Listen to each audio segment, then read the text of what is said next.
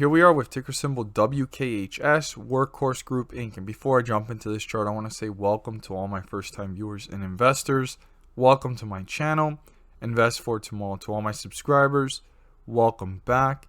And let's jump into this chart. So here we are with Workhorse Group Inc., WKHS stock. And it's going in a sideways movement. I've been stating that there has been some volatility, but the bulls are doing really well at trying to hold this up, even though the bears keep on appearing. So we're right now still in bearish territory. The bears are trying to dominate this, and they're doing pretty well at keeping it down from above the 50-day moving average, but the bulls are holding this up pretty well.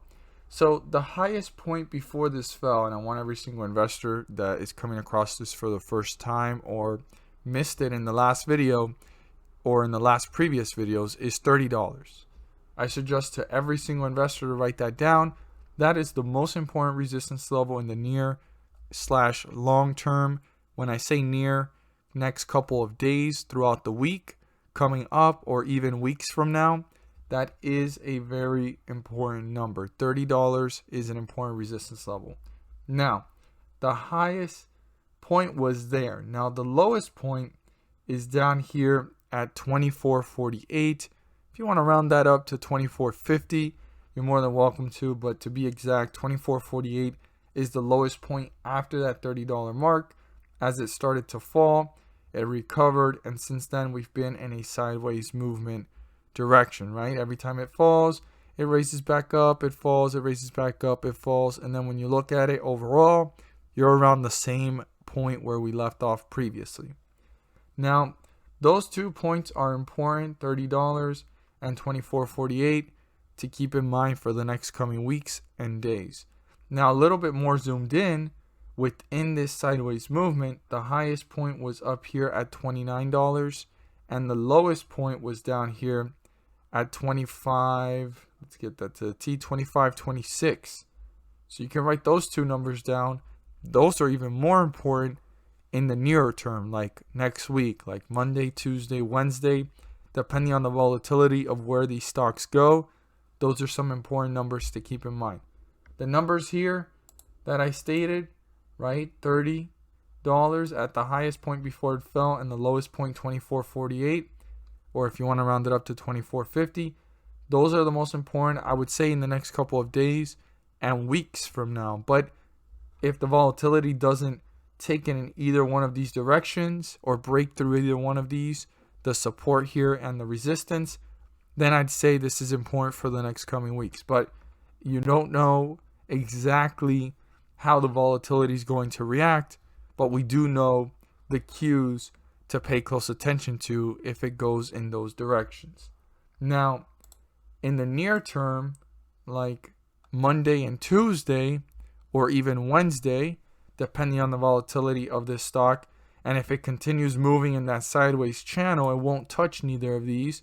But if it starts to spike up or hang out somewhere else, or spike down in this direction and break through those points and stuff, at least we have points of reference to see what's going on in the near term. But those are important references, and I apologize if it's a lot of numbers to kind of break down the chart into, but it lets you see everything from different levels, and I suggest that it's good to keep them in mind, especially these for the next coming days or weeks, right? Depending on the volatility. And then these are definitely for the next coming weeks. Now, if the volatility does it sooner than weeks from now, at least you have these points to see within each extremity where this is going. But let's look at what's important for Monday based off of the chart's new data. And these are the numbers we want to pay close attention to for the next trading day, which is Monday. Now, I'm going to talk about the highest point that it reached, but the first resistance level before that is actually the highest point before it fell. And we're looking at this based off the last couple hours of the day. So it left off at 27.12. The 50-day moving average is 27.73. I suggest writing that down. That lets us know on what side of the chart we're in. If we're below it, we're in bearish territory. If we're above it, we're in bullish territory. Now, If this breaks through support, this is going to be on its way down to newer lows, and you can then watch between support and this lowest point here of 25.26 to see how the stock is reacting, if the bears are dominating this or are the bulls trying to reappear. But our support level is 26.56. If that gets broken through, I want to emphasize to all investors, pay close attention to the behavior of the stock due to the fact that we're already moving further away from the 50-day moving average by breaking through the support, and we're already in bearish territory. So 26.56 gets broken through, we are getting deeper into bearish territory in the downward direction, and it will be important to pay close attention to the behavior of the stock. If it breaks through support, which is already in bearish territory, and breaking through the support just gets the stock even deeper into bearish territory, which is 26.56. On the other hand, we have what the bulls want. They want to break through resistance, and the highest point reached in the day was 28.39. And if this resistance gets broken through, 28.39 would be the next resistance level to pay close attention to and see how this is doing, and if it's pulling further away from the 50-day moving average in an upward direction. But before getting to that point, the first resistance that needs to be broken through is 28.05. If 28.05 gets broken through, the bulls accomplished two things. They made it into bullish territory, and they turned the resistance into a support. And by turning 28.05 into a support, they're able to break away to newer highs and pull further away from the 50-day moving average. By doing so, and I'm going to illustrate this, and excuse me for my terrible drawing, but just so you can visualize it, they can turn that into a support.